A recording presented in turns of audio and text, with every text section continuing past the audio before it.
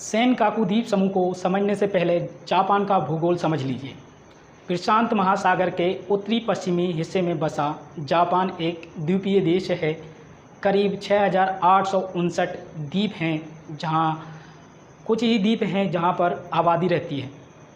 430 द्वीप हैं जहाँ पर लोग रहते हैं। इन 430 द्वीपों में प्रमुख 5 द्वीप हैं: होक्काइडो, होन्शू, शिकोकू, क्यूशो और ओकिनावा।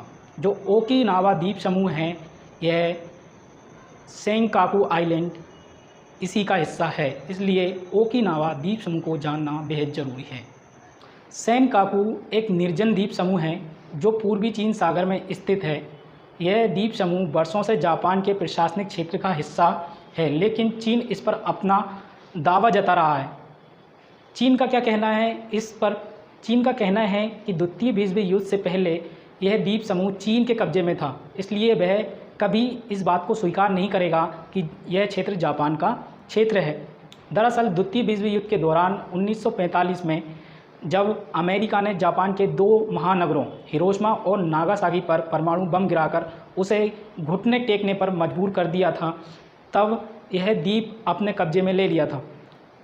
लेकिन 15 मई 1972 तक ये द्वीप समूह अमेरिका के कब्जे में रहा, लेकिन जब उसने यह दावा छोड़ दिया तो 20 मई 1972 में चीन और जापान ने संयुक्त राष्ट्र सुरक्षा परिषद में इस पर अपनी संप्रभुता को लेकर दावा जता दिया। उधर ताइवान भी इस समूह को लेकर अपना दावा जता रहा है।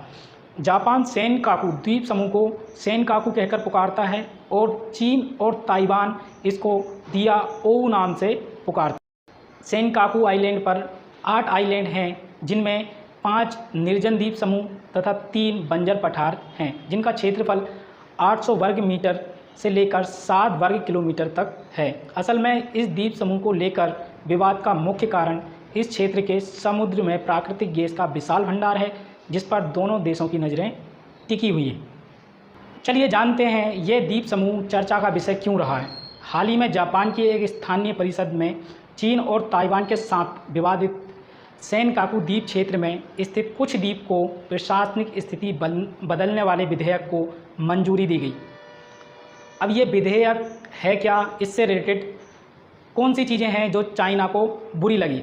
विधेयक के अनुसार टोक्यो द्वारा नियंत्रित सेनकाकू द्वीप के पास स्थित एक द्वीप, जिसे जापान में टोनोशिरो तथा ताइवान और चाइना में दियोस के नाम से जाना जाता है, इसका नाम बदलकर जापान ने टोनोशिरो सेनकाकू कर दिया है। अब ये क्यों बदला, उसके विषय में जानना बहुत आवश्यक है। एक्चुअल में ओकिनावा द्वीप, जो कि जापान का एक द्वीप है, पर इशिगाकी नामक एक नगर स्थित है। इशिगाकी नगर परिषद के एक हिस्से को टोनोशिरो के रूप में भी जाना जाता है। इससे लोगों को इस क्षेत्र को लेकर भ्रम की स्थिति बनी रहती है। इस भ्रम की स्थिति से बचने के लिए यहाँ की परिषद ने इसका नाम परिवर्तन कर दिया है। तो जाहिर सी बात है, चीन की इस पर कुछ प्रतिक्रिया रही होगी। चीन दियाओ द्वीप तथा उससे संबंध क्षेत्र को अपनी सीमा में स्थित मानता है। चीन के अनुसार जापान द्वारा की गई प्रशासनिक स्थिति में बदलाव चीन की क्षेत्रीय संप्रभुता का उल्लंघन करती है तथा चीन अपनी संप्रभुता की रक्षा करने के लिए दृढ़ है। इसके अतिरिक्त चीन ने द्वीपों के आसपास के कुछ क्षेत्र में जहाज़ों के बेड़े भेज गिरिया। तो ताइवान का कहना है कि दियाओ द्वीप क्षेत्र उसके क्षेत्र का हिस्सा है तथा इन द्वीपों के प्रशासनिक स्थिति में किया गया या किए जाने वाला बदलाव ताइवान के लिए अमान्य होगा। मतलब ताइवान साफ साफ कह रहा है यहाँ पर कि आपने बदलाव किया है, लेकिन ये ताइवान का ही हिस्सा है, इसलिए उसके लिए ये कोई महत्व नहीं रखता है। अब इसकी स्थिति या अवस्थिति क्या है, भौगोलिक लोकेशन इसकी जान लेते हैं। इस विवाद का मुख्य कारण पूर्वी चीन सागर स्थित 8 निर्जन द्वीप हैं, जिनका कुल क्षेत्रफल 7 वर्ग किलोमीटर है। ये ताइवान के उत्तर पूर्व, चीन की मुख्य भूमि के पूर्व में और जापान के दक्षिण पूर्व प्रांत ओकिनावा के दक्षिण पश्चिम में स्थित है। अब ये विवाद की पृष्ठभूमि कैसे तैयार हुई, उसके बारे में जानना बहुत ही आवश्यक है।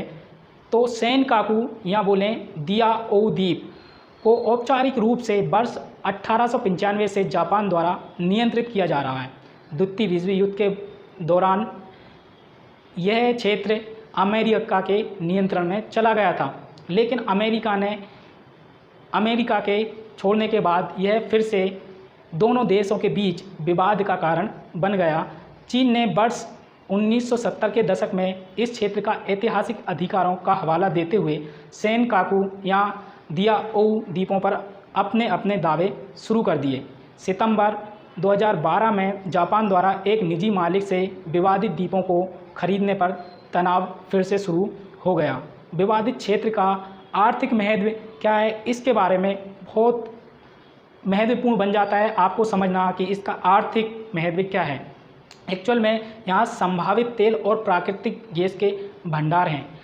यहाँ पर प्रमुख शिपिंग मार्गों के आसपास स्थिति है, इसलिए ये और भी महत्वपूर्ण हो जाता है। यहाँ पर समृद्ध मत्स्य क्षेत्र भी स्थित है, तो ये दोनों या फिर कहें तीनों के लिए बहुत महत्वपूर्ण जोन बन जाता है। इसका कारण एक और है, क्या है?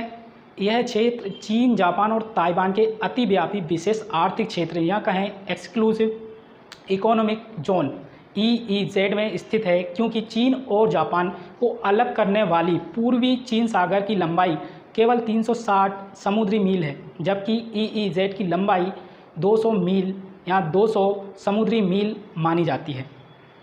अब यहाँ पर प्रश्न उठता है, क्या अमेरिका भी इस विवाद में कूदेगा?